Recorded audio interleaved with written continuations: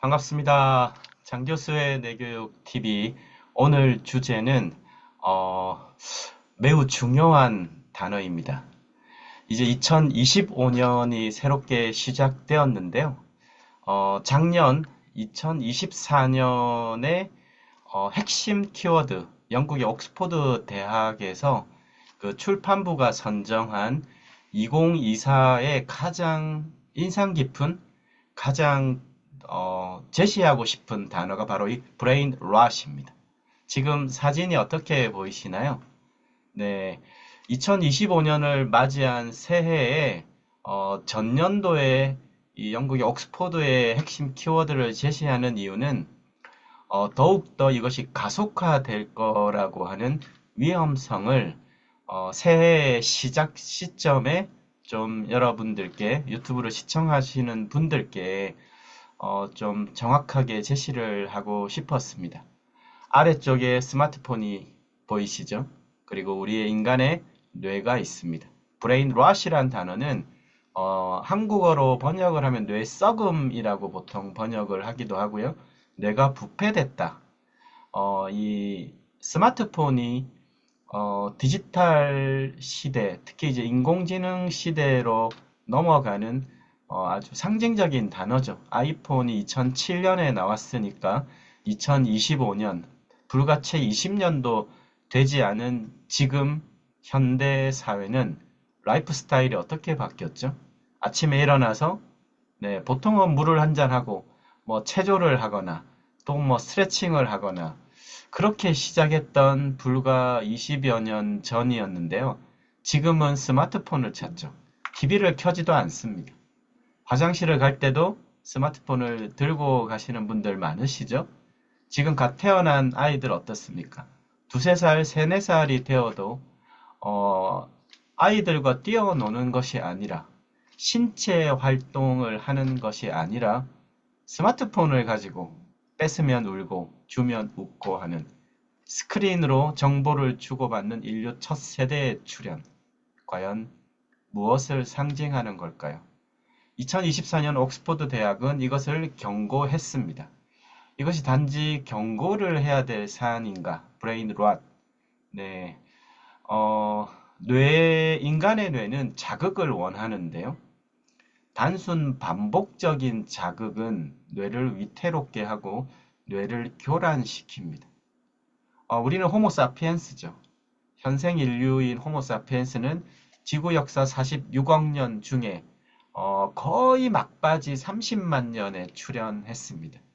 그리고 그 30만 년 동안 거의 99%는 태양빛에 의해서 태양계 안에서 지구라는 행성이 있고 공전을 하는 속에서 자전을 하면서 태양이라는 자연빛을 통해서 그 지구라는 행성 위에서 살아왔던 뇌를 갖고 있습니다. 거기에 당연히 적응하고 진화를 해온 거죠.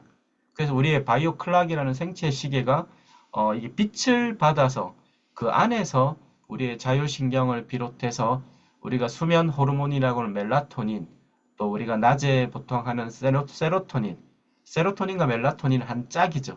세로토닌에 대한 생산이 제대로 되지 않으면 저녁에 멜라토닌이 잘 나오지가 않습니다. 불면을 겪게 되겠죠. 또 본질적으로 육체노동의 시대가 농경사회에 비해서 현저하게 줄었기 때문에 뇌 밖은 인공 불빛이 바뀐 세상이 되었고요. 뇌 안은 신체 움직임이 현저하게 줄어든 지금 시대인데 여기에 트리거 같은 게 작동한 게 바로 이겁니다. 스마트폰, 스크린 세대의 출현. 네, 브레인 롯이라는 단어를 우리가 지금 시점에 조금 주목해야 되는 것은 이게 인류 첫 세대가 출현했다는 데 있습니다. 성인들조차 이미 신체 정서 인지의 균형적인 그 성인기 발달 과정을 끝낸 보통 한 18세 이상이 된 지금 성인들조차 네, 어떻게 느끼고 계신가요? 10년 전과 비교해서 내가 일상에서 스마트폰이라는 걸 사용하면서 여러분의 뇌가 어떻게 건강하게 바뀌었습니까? 네, 역량이 아주 높아진 사람들 분명히 있습니다. 왜냐하면 지금은 스마트폰 하나가 과거 뭐 몇십 년 전에 비하면 슈퍼컴퓨터를 쥐고 있는 셈이기 때문에 이것을 정말 잘 활용하는 그룹들은 엄청난 브레인 파워를 쓸 수 있는 또 시대가 되었지만 대부분의 경우에는 네, 이런 정보에 종속되고 뇌가 썩는다는 표현을 네, 쓴 이유가 우리가 궁금해야 합니다. 그래서 이또 내교육 제가 있는 내교학과에서 이 공부에 관련된 공부를 하는 사실 학과라 또 이 학과 학우분들의 문의가 많아서 이 브레인 롯 주제로 이 연계성을 조금 설명을 하고자 합니다. 뇌가 썩는다는 표현이기 때문에 이거를 극복하는 것은 결국은 이제 이 뇌에 대한 영역이 되죠. 근데 우리가 뇌에 대한 오해를 대부분 하고 있는 것은 첫 번째, 어, 의학자들의 치료 영역으로 생각을 합니다. 뇌교육학과에 들어온 또 공부하는 분들도 어떻게 그렇게 어려운 걸 공부합니까? 라는 질문을 많이 받는다고 해요. 그리고 그 과학자들이 연구하는 거 아닌가요? 네. 여러분과 제가 지금까지 살아온 것은 과거에 뇌를 쓴 것이잖아요. 네. 뇌를 잘 관리한 거죠. 네. 왜 그렇습니까? 뇌가 마음과 행동 변화의 열쇠죠. 몸의 변화, 마음의 변화, 몸과 마음의 총사령탑이 뇌 아닙니까? 결국은 내가 지금 하고 있는 말과 행동, 나의 뇌 속에 들어가 있는 정보의 축적, 그 정보를 처리하는 패턴, 그거에 대한 나오는 태도, 의사결정의 어떤 방식, 이 모든 사고의 패턴까지, 그 모든 것이 결국은 내가 뇌를 쓴 오늘날의 결과이고, 앞으로의 나 1년 후, 3년 후, 5년 후의 나라고 하는 미래의 나도 결국은 뇌를 어떻게 쓰느냐에 따라서 나의 뇌가 바뀔 거기 때문에 그거에 투영된 결과가 미래의 나의 모습입니다. 우리가 지금 시대에 인간을 이해하고자 하고 인간의 변화를 얘기할 때 뇌에 대한 이해와 이런 활용 체계에 대한 원리를 습득하느냐 하지 않느냐는 말 그대로 나의 변화에 대한 것을 어, 알고 하느냐, 그냥 주어진 대로 살아가느냐의 문제입니다. 과거에 우리가 뇌를 몰랐을 때, 예를 들면 심리학에서 프로이트 칼융 시대에 마음 무의식을 탐구했을 시절이 있었죠. 그때는 몸에 대한 기전도 분리되어 있었을 시대입니다. 우리가 데카르트 흔히 얘기하면 심신이원론, 서구사회의 오랜 뿌리 깊은 근대에 대한 그 마음과 몸을 바라보는 그 철학이자 체계죠. 그래서 이것이 교육 영역에서는 지덕체로 가게 된 또 많은 영향을 주었는데요. 지금 최신 심리학 들여다보십시오.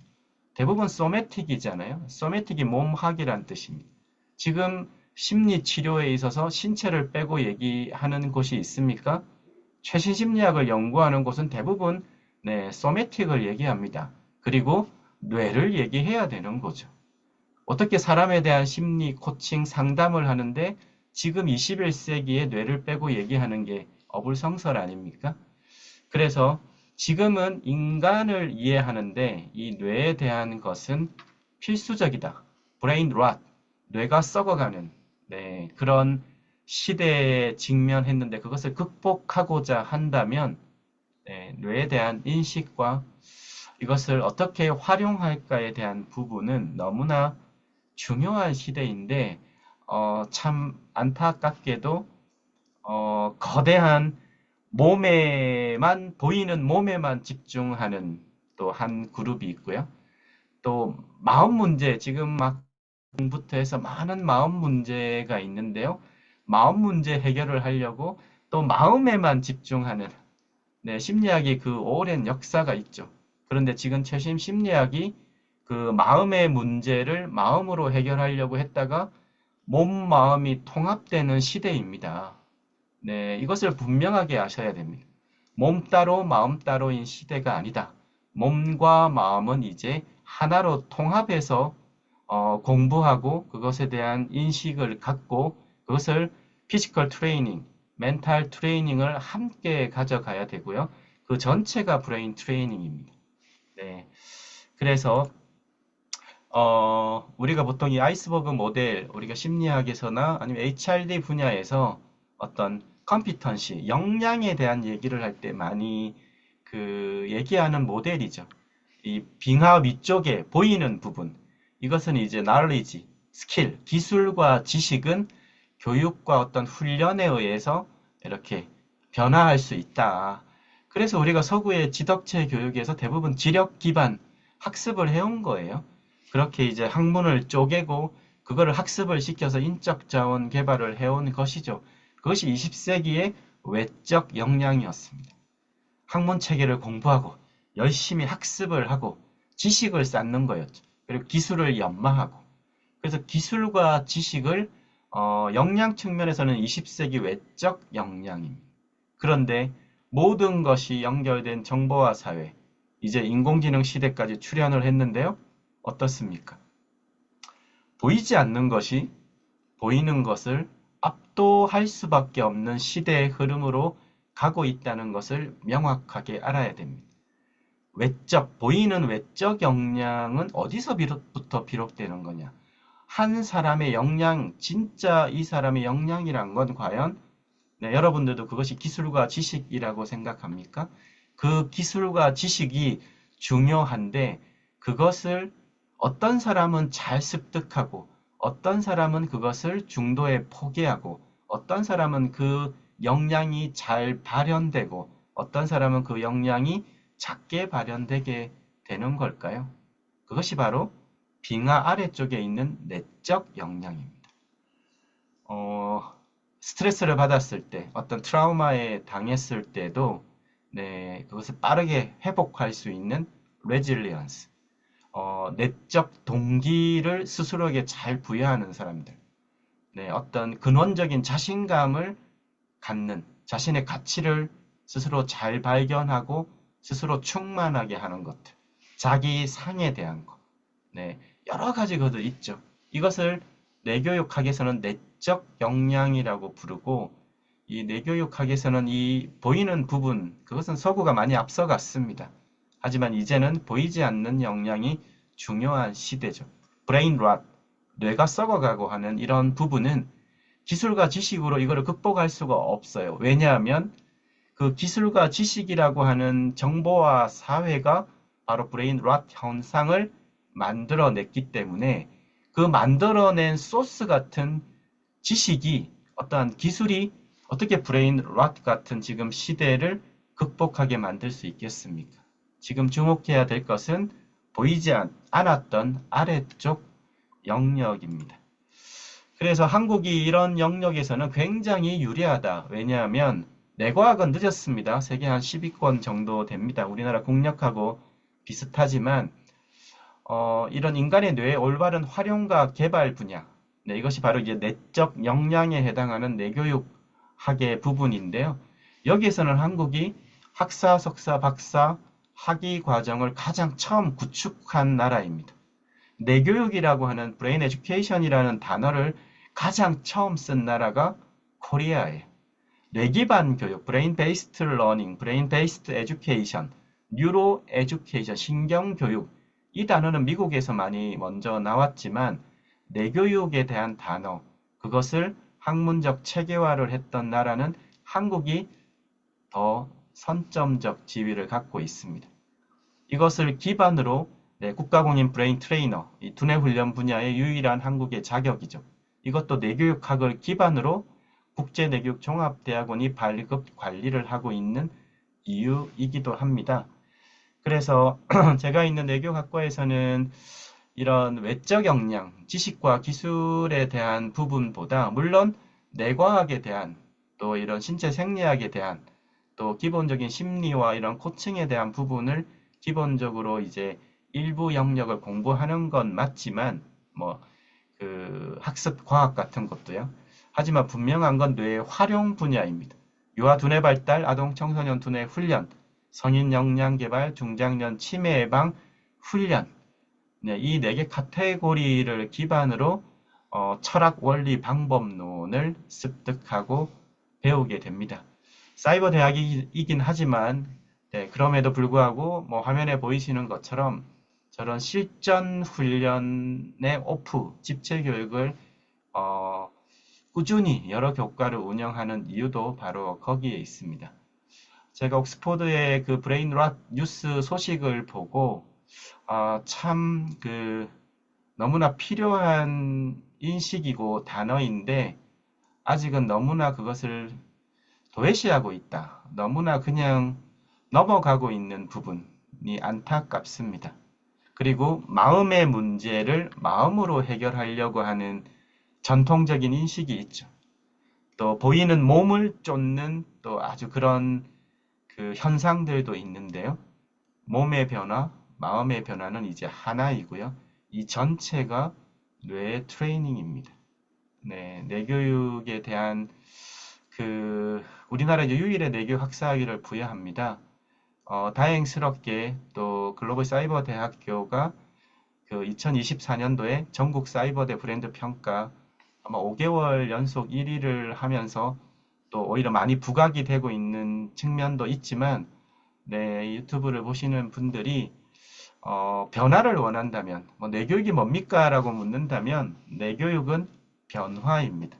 변화를 원한다면 몸 따로 마음 따로 하지 마시고 몸 플러스 마음 그리고 뇌에 대한 인식과 활용에 좀 더 관심을 가지시기를 네, 이번 영상에서는 이 부분을 꼭 강조하고 싶었습니다. 감사합니다.